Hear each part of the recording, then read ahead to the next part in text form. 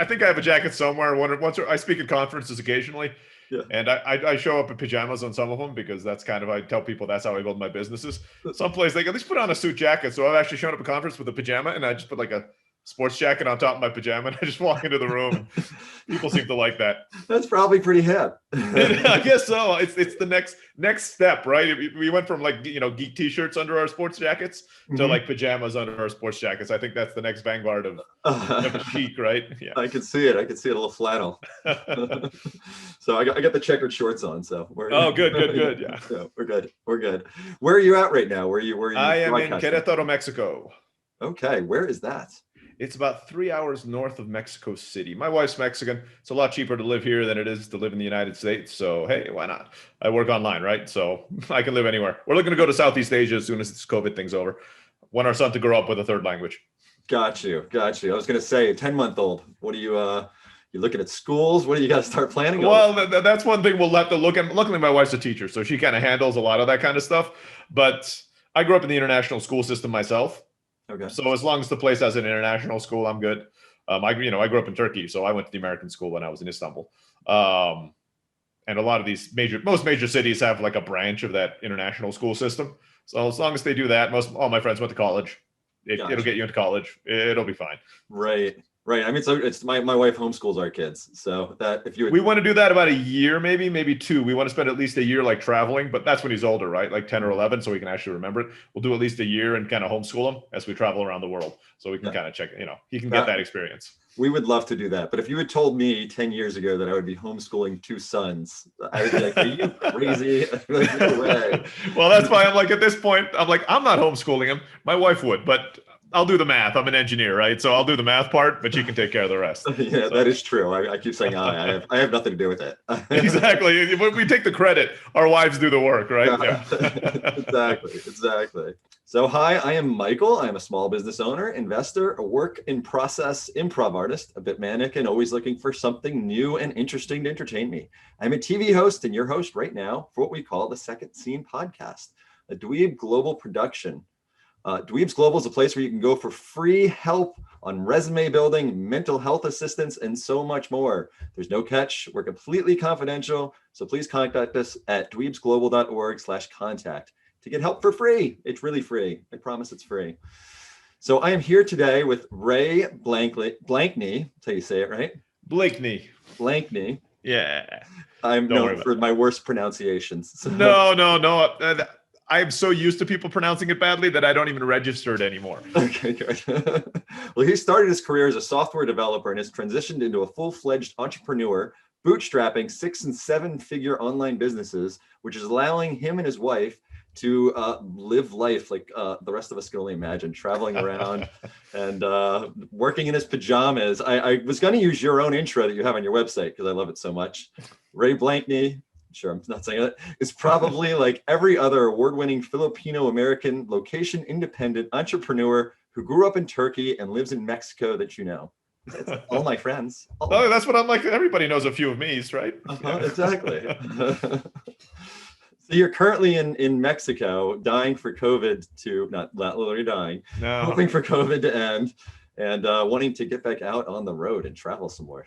That's right. This is probably the longest amount of time I haven't traveled go so far since college. Those 4 years of college, I didn't do too much traveling, but like before that and after that, I traveled at least once a year. And nowadays we do it a lot more than that. My wife and I travel 3 to 4 months out of every year. We're usually traveling. That's so wonderful. Yeah, being home this long, we have a 10-month-old. I think we probably would have been home most of this time anyway, but it still feels weird. Yeah, so the timing, having to, exactly. Yeah, I was talking to somebody else about wearing masks around the kids and when they're that young and how odd that's going to be and kind of scary. And I know it happens when we go and see our pediatrician, right? Because she's wearing a mask, and he walks in there and he doesn't know how to react to her because he's a very smiley baby, but usually it's because somebody smiles at him and he reacts and he smiles back. For all we know, she's smiling at him, but he doesn't know how to react, right? So he's just kind of sitting and staring at her and has no idea how to read people. So yeah, the masks are kind of throwing a lot of loops for for a lot of babies out there. Yeah, it's like a bunch of Darth Vaders walking around. I haven't introduced him to Star Wars yet, but as a geek, he's definitely going to be introduced at some point in his life. Good. They need to be. Exactly. Mandalorian is my bonding time with my sons once a week. So once he's old, I'm not watching it now just so I can keep it, to when he's old enough to actually notice it, and him and I can sit down and watch it. There's actually, for those of you who are watching the video, there's actually Be More Vader, a book on the shelf behind me. So you can see where my inspiration comes from. Yes, I didn't even see that. So I could feel it. I could feel it in there. So you grew up in Turkey. Yeah. I can't say that's a place I've ever been. I would love to travel, especially after doing a little bit of research on it. It's got such a rich and long history. It's just the diversity of the landscapes from you have salt flats to the deep blue Mediterranean. It sounds amazing. It's as a kid, you don't actually appreciate it, right? Because it's normal. But I actually grew up right next to a castle called the Rumelihisar Castle. Like literally, it was across the street from me. So, when your front door neighbor in the United States there's another house there. About 20 feet from my house, I had a 3,000-year-old, about 2,000-year-old castle.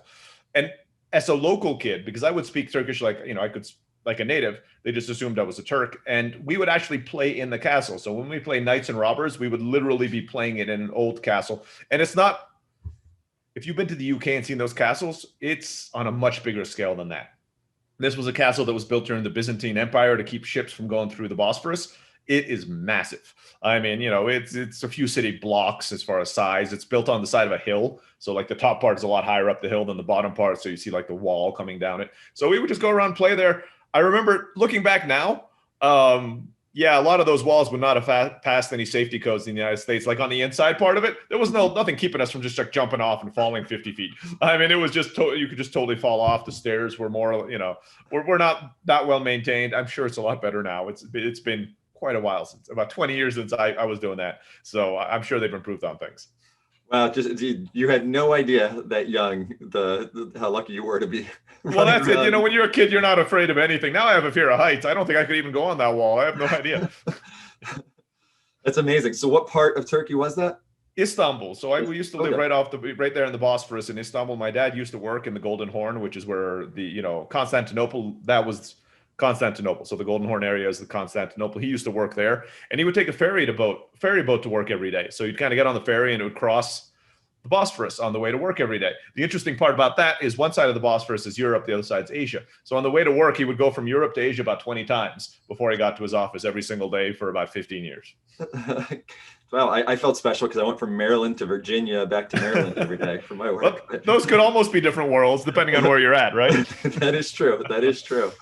Yeah, you lived in the museums. We have wonderful museums in DC, but man, to grow up around it. Well, it's so I'm American, but I didn't actually live in the US till I was 15 or 16. And I remember the first time, so my US side of my family's from Boston. So, we would go around and they'd say, this building is 200 years old. And we'd just kind of be sitting there. My sister and I would be sitting there looking at them like, yeah, so it's modern art, right? Because I lived in a city where the buildings were like 3,000 years old in some cases. So I'm like, 200 is barely even worth mentioning. So a lot of the times in the US, we forget that there's these other parts in the world. Living in Mexico now, right? The Mayan pyramids that are just a few hours away from me, they were built thousands and thousands of years ago, right?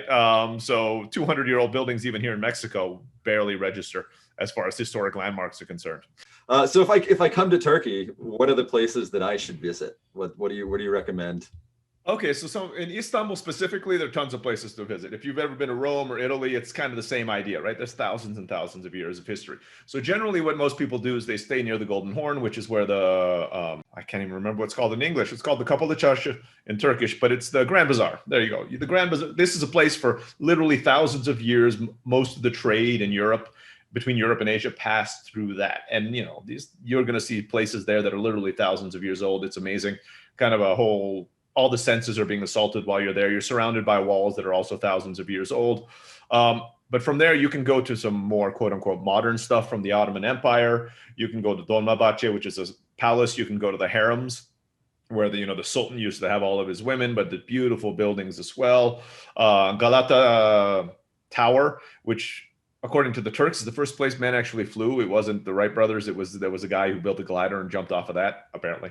And he did that a few hundred years ago. You can go to the castles, which are a little farther down the strait. That's in Istanbul. My favorite places to visit outside of that and the rest of Turkey is, I like a place called Pamukkale, which means cotton castle when you translate it into English. And it's, if you look at it from a distance, because it's all this white travertine rock and hot springs at the top. So the Greeks actually built a temple up there thousands of years ago. Right now they're hotels, but back then but you can go to one of the hotels and the old ruins of the temple are actually fallen down, so they're columns, but you can swim in it. It's a hot spring, so it's all the waters are coming in, you're like swimming around these Greek columns. It's an amazing place, but it looks like it's made out of cotton. It's a hill that looks like it's made out of cotton, and you can see it from the distance when you go there. Cappadocia is worth seeing. Nowadays apparently they're hot air balloon tours. I've seen pictures. That wasn't a thing back in my day when I was going there, but they make good wine, and you can go to these underground cities where the Christians escaped persecution 2,000 years ago in the time of Christ. So they would hide in these underground cities. You can still go and walk through those. Oh, very cool. Yeah, there's so many places. I mean, there's ancient Greeks, ancient Ottoman, if you go to Western Turkey, that's where, some of the first civilizations that we barely even know the names of were created, way before Christ, right? So the history in Turkey goes back thousands and thousands of years. What is your favorite bits of history that you visited there? We did so much when I was a kid, and the beauty is when we moved there so I was 11 months old, 1980. This was way before like the tourism age, right? So I remember going with my parents. We go to sites now that you have to pay to get into, but back then they were still excavating them. So we would just show up. We would have to go through like parts of it where they were still draining water. So we would kind of go knee deep. I was a kid, so it probably was less than knee deep for an adult, but knee deep in water to kind of get to places where people couldn't even see. Like we went to parts of Ephesus that most people have never seen, which is an old Greek ruin that's there as well. It was also part of the Roman Empire. So you're going to find old Roman ruins, Greek ruins, Ottoman ruins. I mean, and some of them aren't even ruins, right? Like the Hagia Sophia is still there. It was a church within a mosque, then a church within a mosque. Then those are hundreds of years old. There's so many amazing things. I love the food. I don't know why Turkish food is not more popular in the world. Yeah, I was reading about it. It seems like a lot more diverse than people think. People think it's just kebabs, and it's yeah, no, I mean kebabs is a Middle Eastern thing, and they have them. They have doner kebab, which is kind of like a shawarma thing. But my theory is because Turkish people don't tend to immigrate as much, okay, and that's why generally the food is brought over by immigrants who bring Italians brought over the Italian food. Irish, and I'm allowed to say it, this is my background, my dad's Boston Irish, brought over the Irish food. Take that as you will. But the Turks never really left because their country's been relatively wealthy. Even today, it's part of the G20, so it's a relatively wealthy country. They had no incentive to leave. So you don't find them there. If you're in a big city, you might find a Turkish restaurant that's there, right? But chances of, it's not like Italian or Thai or all the rest of it, or like literally every corner you can find one, or Mexican, where you can find them on every corner. Turkish, you can't. And I think that's the reason why. I've never met somebody who's tried Turkish food and said, wow, that's awful. It's delicious. But yeah, you have to go out of your way to find it. It's not in your face like a lot of these other foods you find. So you and your wife travel all the time. Where's some of the favorite places that you and your wife have been able to go? Our favorite place is the last trip that we did before COVID together, which was Japan. We love Japan. We'd love to figure out a way to live there. We've looked into it, but as far as we can tell, unless I marry a Japanese woman, which she does not like that plan, there's really no good way for us to do it or get a job. And we don't need a job. We have a job. We run businesses, right? So I'm not going to look for a job in Japan. So it's very hard for us to find a way to live there. Visiting is easy, right? Anybody shows up, they give you a 90-day tourist visa. But actually living there is a lot of work. So Japan's probably our favorite country that we've been to. Some of the coolest trips we did, like some of the great experiences, Morocco, we had some cool experiences there. We kind of camped in the Sahara Desert for a few nights, had some really cool experiences when we were there in Morocco. We loved Italy. While we were there as well. We really liked Italy. I just recently, the last conference I spoke at was in Thailand, and I actually found I like Thailand more than I thought I would. I'm half Filipino, so I kind of assumed it'd be kind of the same as the Philippines. No, it's a lot more developed than the Philippines is. Okay. The food's a lot better. So I was pleasantly surprised by how much I actually like Thailand as well. Bali's nice. Wouldn't want to live there, but it's kind of a nice place to go and relax. Those would probably be some of the top places in the list. China was cool to visit. Wouldn't want to live there. So I've been to about 50 countries, about 20 of them with my wife and about 30 before. Okay. And Yeah, some of them are neat. Most of them are in the great place to visit, wouldn't want to live there category. And a very few of them are in the I would want to live there category. I need to get out there more. You're making me feel like I'm not a traveler. We were just in Italy.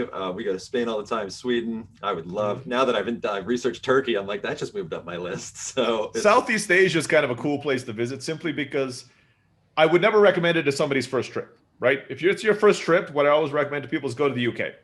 Because it's culturally different enough that it's exotic. right. But if you're going from the United States, hey, they more or less speak English. So you should be able to communicate with most of them, except they'll tell you to wait in a queue instead of wait in the line. So if you can kind of get past that, UK is a great way to get your feet wet. Then go to Europe, which is kind of the next level.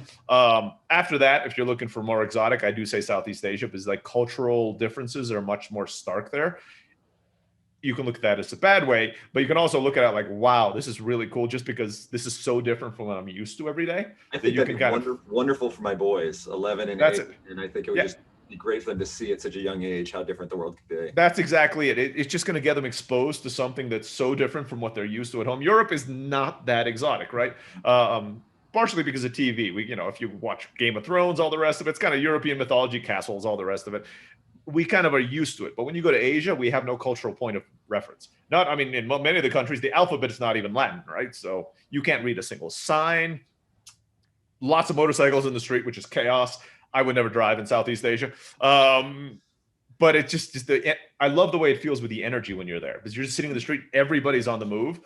It's very different from laid back in a lot of places in the US, especially in the suburbs. It's like, yeah, it's relaxing, but it just feels like there's always something going on. You lived in New York, right, Michael? So, it's like, feels like the difference between New York City and the suburb of Maryland. I mean, they're just totally different worlds, right? You just feel stuff's going on. And to me, Southeast Asia is kind of like that. So you go there, there's all these great things you can take out, and the food's amazing. I'm getting myself out there. I'm gonna go talk to my wife right after this interview. I have to ask you about a couple stories that I heard. Got accused of being a CIA spy. Yeah, that was fun. So my story is, I was a computer programmer in the United States. I was working in Silicon Valley for a little bit, and then I ended up working for a Fortune 500 company. I think they're Fortune 100. And because the economy started going south and consulting, you wanted to get a stable job. So that's why I started working there. They treated us really well. No complaints whatsoever about the company itself. But I wanted something a little more interesting out of my life. So I joined the Peace Corps. I knew about the Peace Corps because my dad was a Peace Corps volunteer in the Philippines. That's how we met my mom. So, it was in the back of my mind. I was late 20s at the time. So they sent us to Mexico. They train us. Then they sent me to southern Mexico, the state of Chiapas, which is on the border with Guatemala. And I was working in a science and investigation center, which was part of the Mexican equivalent of the National Science Foundation. What I didn't know, that there was this internal power struggle between two people who wanted to be the next director of the place. So the current director invited us in to be there, but of course somebody else wanted to take his job. So we started spreading these rumors that we were all CIA spies there to steal all the information in this science center, and even called national newspapers. This wasn't like a small thing. I was in they didn't mention me by my name, but they said, a CIA spy has infiltrated this center. So very specific where it was at. There were protests out in the front of the center. I mean, there were protesters, all the rest of it. The beauty is I'm half Filipino. So when you see me on the street, they just assumed I was Mexican. So, I could walk straight through the middle of those protesters and go straight into it. One of the other Peace Corps volunteers was like blonde, blue-eyed, and he got harassed all the time. I could just walk straight through them, and, they would actually hand me a sign or something. I would walk in with a sign saying, "Get rid of the gringos," on my way to work every day, and they'd have no idea I was there. But that was it was a little scary because, people in the center knew who I was. The U.S. ambassador visited us while I was there, and I was invited to, me and the other Peace Corps volunteers were invited to meet with him. Also, protests all over the place, all these, big satellite dishes, news stories there. And there was just one entrance into the restaurant that we were meeting up with them. I had to walk straight through that entrance, right? So everybody saw me going in. Again, it helped that I blended in. Ironically, I probably have made a really good CIA spy if I actually was one, because nobody would have had any idea I was a foreigner walking into this place. So the Peace Corps, from what I understand, it's a pretty lengthy application process and very difficult to actually get into. That's what they say. I mean, luckily I'm on the receiving end, not on the actual, filtering end. They say about 50% of the people, 50 to 60%, when I was doing it, didn't get accepted. It's actually gone it had gone up before COVID because more and more people were applying. So they have a limited number of spaces every year. So I think it was even only about 30% were allowed in. Lengthy application process. Yeah, they told me the same thing. Say expect 1 to 2 years. Mm-hmm. So I started my application. I had a job. I didn't tell them anything about the application, expecting I'll be here for another 2 years. Yeah, it took 12 weeks from my day I submitted my application to the day I showed up in Mexico. I had to sell my house, sell my car, quit my job, and get rid of all my things in 12 weeks. So yeah, it was not the case for me. I got in really, really quickly. I know some people in the process right now, and they're going to hate you. I know. Well, but right now everything's on pause, right? They shut down the Peace Corps for the last, when COVID started, they brought everybody around the world back into the United States. But yeah, for most people, it's a year or two. I think it was also because I was in a really odd position. I was a 28-year-old. No, I was 26. I was a 26-year-old computer engineer making 6 figures who applied to the Peace Corps to make $150 a month. What led you to that decision? Why'd you make the 6-figure cushy job for? Yeah, so that's a really interesting story. There was a commercial on TV was actually what got me to quit my job. If you'll believe commercials work on TV. I know. You think they don't, but they absolutely do.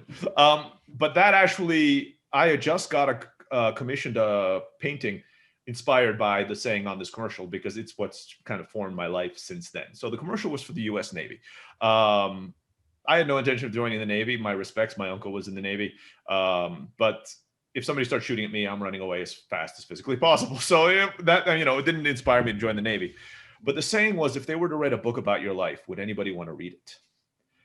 And I come from a family with a pretty interesting background, right? My dad grew up in Rhodesia, in Africa. My grandfather was the first minister of the first all-black church in Harare, even though he was, white as a snowflake. My grandfather grew up in China, had to run away during the Boxer Revolution because my great-grandfather was a Harvard professor who was doing a sabbatical and teaching at Peking University at the time. So he was the first one to translate the Tao from Chinese Mandarin into English. And I was sitting in a cube writing code.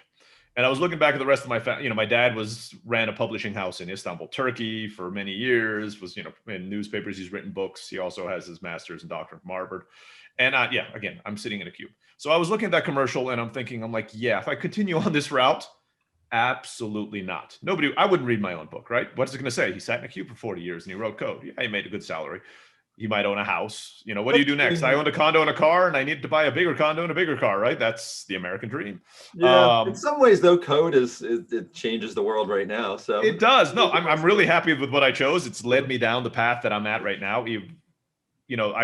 As you say, this is my second scene. I'm an entrepreneur now. I started as a programmer. Right. Without being a coder, I would never have had the opportunity to be an entrepreneur. But in and of itself, it's, the company I worked for sold chemicals. And so if I wrote good code, we sold more chemicals. Right. I got you. And I was like, yeah, that doesn't wake me up in the morning, get me all excited. So I saw that commercial. I went to work the next day. I was a team lead. They invited me to one of those cheese platter, fruit platter events where they gave somebody a watch saying, thank you for 40 years of dedicated service to our company. And I remember sitting there staring at it. And I'm like, yeah, I don't want to be him. Later that afternoon, I went on my computer, applied for the Peace Corps. I was like, I cannot continue on this path that I'm on. I will not be happy if 40 years from now, they're giving me that watch. So I applied and it changed my life. What led you to, what about the commercial and what about the Peace Corps really drew you in? Well, the Peace Corps I'd known about my whole life. I considered, most people do straight out of college, right? I'd considered it, but again, I was on the path everybody expects, right? I went to college. I studied computer programming, computer engineering. What do? You get a job at a good company that pays you well, and you look for stability and all the rest of it, right? So I kind of was letting an inertia take me at that point. Mm-hmm.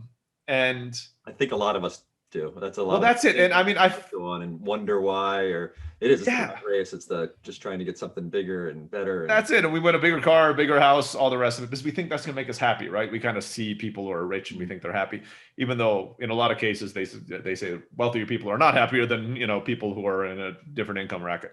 Mm-hmm. So I was definitely on that path. That's what I was doing. That was my plan for life. But it always felt like something was missing. And I think that was just the breaking point. That commercial just kind of put the fire behind me. And I'm like, that's it. And I live by that now. I want everything I do. I want it to be, I don't want to be famous. That's not the thing. I don't even care if they do write a book about my life. That's not the point. The point is that if they did, my life would have been hopefully interesting enough that people would read about it. And that's kind of every decision I take in my life is leading towards that right now, which is the reason why, I start businesses. I'm a part-time sword fighter. I sing, all these different things, because that's what life is about. Do some interesting stuff in there. Don't always just try to survive day by day if you can avoid it. I can't let you go without asking about that sword fighting.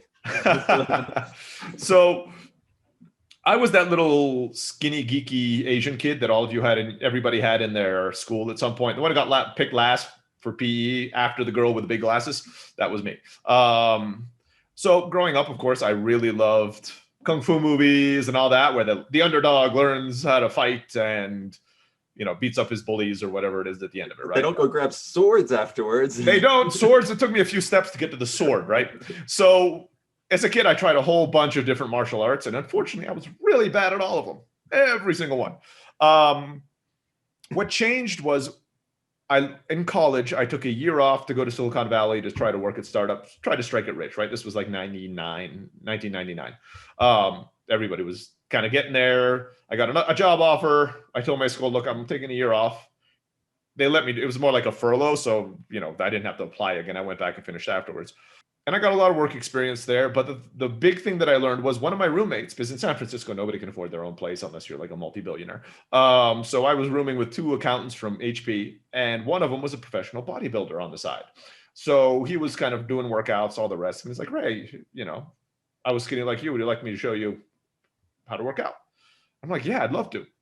Let's be honest, I did it because I wanted to get girls. I mean, why do most young men work out? So, I started working out with him.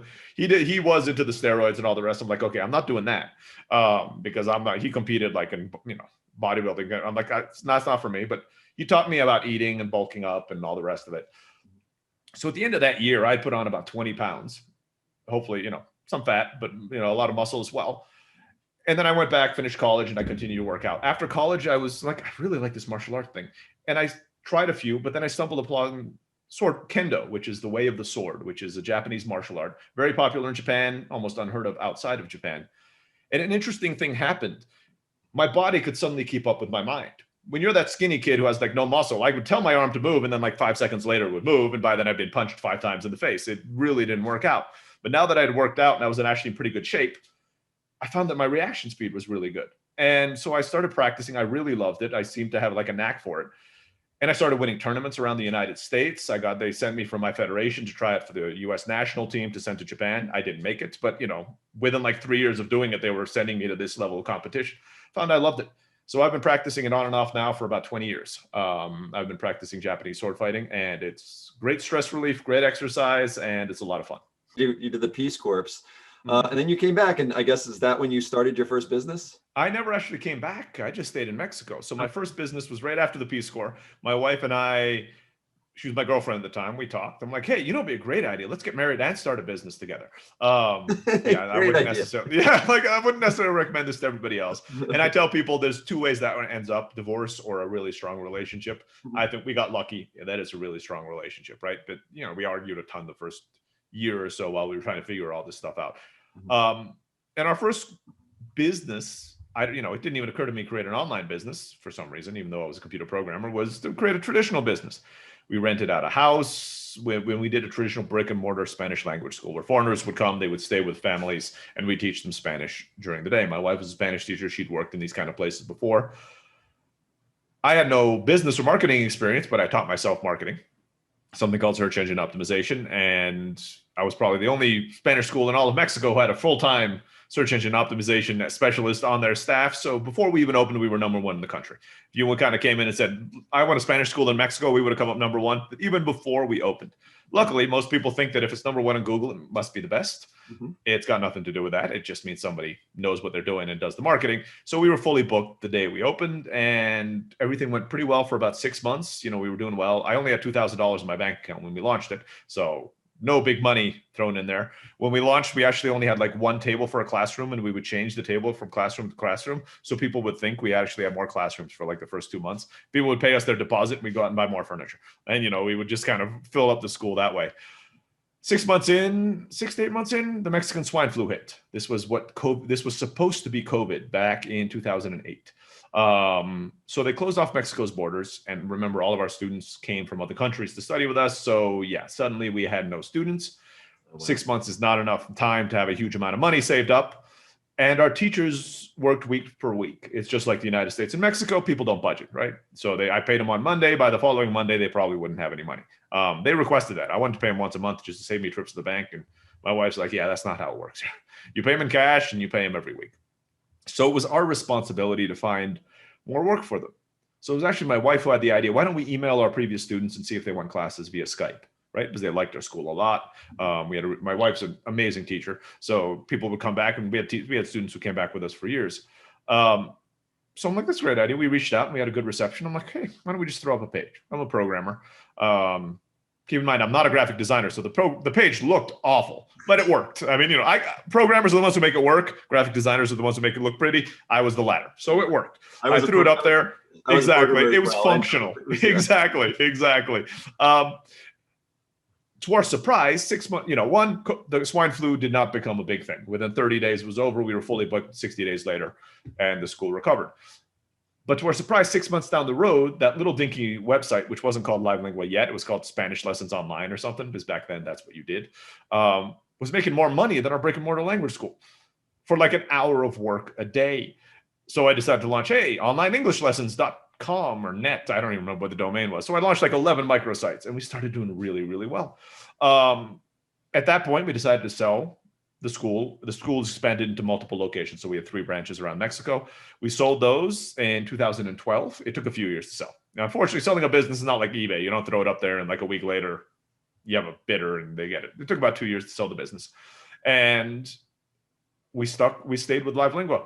And eventually we merged them into one business called Live Lingua instead of 11 microsites, and we built it up from there. We got lucky. 2015, we were chosen by Entrepreneur Magazine as one of the best small businesses in the United States. We've been in Forbes, we've been in the Boston Globe, more other ones I can't even remember. And right now we're one of the top 3 online language schools in the world, and we're the only one without significant venture capital backing. Our 2 biggest competitors have $10 and $20 million. We started with $59.99 for a Bluehost hosting, and me doing the website, my wife doing the first classes, and me answering the emails. So we're kind of the mom and pop. We're like the corner coffee shop going up against Starbucks still to this day in the language world. So that was your first business, and now you and your wife have started other businesses as well? Generally, it's me. My wife is actually in that. I'm more of the entrepreneur. She's the teacher, so she sticks with that. She did help me build the chocolate factory too. She ran the HR department in our chocolate factory. We sold the stocks in that a few years back. But a lot of the other businesses I kind of run myself because building businesses is my passion. I love this stuff. What's the chocolate factory? Oh, we owned the chocolate factory in Southeast Asia, the Philippines, for about 5 years. So we have it grew to be the second largest chocolate factory in the Philippines. It's still there. I sold my stock to my partner. It just didn't make enough money to warrant the time. So it made enough money for the Philippines, right? So let's say a few $1,000s a month profit, let's say $5,000 a month profit. If you live in New York City in the US, that's not much. In the Philippines, that's wealth. I mean, that's 0.01% wealth. It just was taking a lot more work than was worth it. So I talked to my partner. I'm like, hey, would you like to buy off my shares? She's like, I don't have the money. It'll take me about 2 years. Can I pay you monthly? I'm like, no problem. And we're still friends, and I can call her up today. She'll send me a huge box of chocolates. But yes, we ran a chocolate factory in the Philippines for a few years. Very interesting. I don't like chocolates. I'm a gummy bear guy myself, but my wife does. So I jokingly say, if we ever had a big fight, I could just call up my operational partner. I'm like, send over a box. I really messed up. And, within about a week, I'd have a big box of chocolates here to do it off. Nice. I need that connection. Exactly. I think every married man probably does. Oh, yeah. That's a new business idea, get out of jail chocolates, we ship in an hour. We'll show up at your door for whatever you've done. Right. Same day, same hour. Same hour drone delivery or something, just delivering chocolates. So what other online businesses have you started? So I had a number. I own Twitchucate.com, which is a social network for schools with about 200,000 users. Sounds impressive. Doesn't really make very much money because it's geared toward teachers, and I should have known better, but teachers don't have much money. So they use the free version, and not that many people pay for it, but it was a neat experiment that we did. I started a few directories. I've sold a lot of those of other language tutors, so not language tutors, of other tutors, so music tutors, math tutors, all the rest of it. I built a few of those and sold a number of those. Those were much smaller businesses. Right now, my biggest project is something called podcasthawk.com. That launches in January of 2021. We're in beta. It'll be in beta for almost all of 2021. I like bootstrapping my businesses, so no huge money thrown at it. The idea is, so to promote Live Lingo, I've had my own podcast in the past, and Michael, you'll know they're a lot of work. I mean, you got to not only the interviews, the research, you have to do the production and everything afterwards. So I decided as a business owner, why don't I just show up on podcasts and somebody else does all the work for me, right? I mean, they do the production, they do the promotion, they do all the rest of this stuff. So I went on Google, I'm like, podcast guests or something like that, right? I did a Google search, it doesn't work, right? I mean, you go into Google, half the podcasts are out of date. They're not making episodes anymore. They might not be good fits for you, whatever. So finding a podcast in Google was hard. So I spent a weekend, I'm like, I'm a computer programmer. There's gotta be a better way to do this. So I spent a weekend and I did like a feasibility kind of piece of code that I'm like, okay, can I get all the podcasts in iTunes and Stitcher? Yes, I can. Can I get emails for them? Yes, I can. So I threw them all into a database, made it searchable. So right now, somebody can, Podcast Talk, when it launches, is essentially to say, Michael, you want to appear on other people's podcasts, grow the Second Scene podcast. You would go in there and I'm like, okay, I'm looking for podcasts whose descriptions have the word, second career in them. They have at least 10 episodes, 4.5 stars. They've been around. They've been made an episode in the last 30 days. So I know that they're active. Search. Instead of spending all day searching for them, boom, 2 or 3 seconds, you have all of them.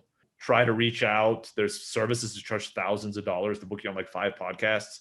None of this. This is like $100 per month, and you'll hopefully get booked on 4 to 20 podcasts, depending on which plan you pay for in a month for about $100. Gotcha. And that'll promote your business, your personal brand, whatever you're trying to do, get your message out there. Yeah, that's a genius service. That's great because it's such great promotion for people. I would like to ask you one final story because it sounds funny. And before I go, I just wanted another laugh. How did you almost get eaten by a camel named Jimmy? I almost got killed by a camel named Jimmy. I almost got eaten by deers in Japan. So there's multiple animal things. So Jimmy was my camel as we were riding the Sahara in Morocco to get out to our tents where we were going to be sleeping for 2 nights. And so it was just me and my wife in our group. And we kind of pull up to the camels and they say, okay, pick your camel. So I picked this guy. The guy's like, his name's Jimmy. He's really tame. No problem. You'll have a great ride. My wife picked another one. Don't remember what that camel's name was. So we kind of get up there and, we're like, oh, this is great. We're kind of pulling out. So we pull out our cameras and we're taking photos. My wife's taking photos of me, all that kind of stuff. We had the Bedouin headgear on because there was a little bit of wind. So the sand was blowing at us.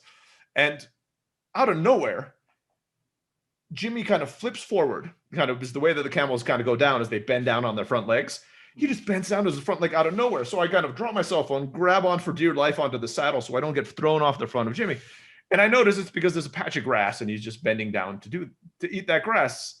I was like, oh my God, camels are high. If you've ever ridden horses, think double that. So we did that. And I thought it was a one-time incident. I'm like, okay, I almost got killed by Jimmy. No, it wasn't. For the next 2 hours, he kept on going for every patch of grass, just kneeling down out of nowhere. I did actually fall off him once. He kind of did it, and I fell off to the side, got back on. The guide was apologizing the entire time. We got to the camp, and my wife was like the whole time and on camera taking photos of me laughing as I was doing that. I got there, my hands were cramped because I was holding onto the saddle so much that I just could not let go for an entire 2 hours. I almost broke my neck like 3 times on that. The worst part was we spent 2 nights there and then I had to ride Jimmy 2 hours back to get back to our car at the end of it. So yeah, if you ever go to Morocco and you ever get paired with a camel named Jimmy, run. Go and get another camel, drive, walk, whatever you need to do. But do not get on Jimmy's back. It sounds like they gave you a hungry camel. They did. I'm like, I have no idea what. Yeah, I don't know what they saw in me. That I was like, yeah, we're gonna have fun with this guy. So yeah, they gave me Jimmy. They must have known that was gonna happen. Nice, great experience. It has been great talking to you. I've really enjoyed this. Very interesting, and you have some great stories, and you're going to get me travel. I cannot wait to travel even more now. I'm dying to get out. COVID is, yeah, we're used to going away at least twice a year, and it's I guess nuts. Hopefully, with with the vaccines, I'm not going to say it's around the corner, but at least we can see the light at the end of the tunnel now, right? As opposed to a month ago where we're like, yeah, we've. Maybe all next year, this is going to be the same. So right now, I'm hoping maybe by the middle of next year, people will slowly be able to start traveling again. Another like 8 months, 9 months will be. Well, that's it. That's what I'm thinking. Like end of summerish, optimistically. But I will follow the health guidelines. Anybody listening, don't take my word on that. I'm not a doctor. I don't play one on the internet. So I hope it's sooner. Rather than later. This has been Second Scene with me, Michael. Thank you, Ray. You can find out more about Ray Blakney at rayblankney.com, RAYBLAKNEY.com. If you want more no-nonsense advice, free mentorship help, free mental health assistance, free help, there's seriously no catch, and it's completely confidential. Contact us at dweebsglobal.org/contact, and it's free. I swear it's free. Thanks again. Thanks, Michael. It's been a lot of fun. Yeah.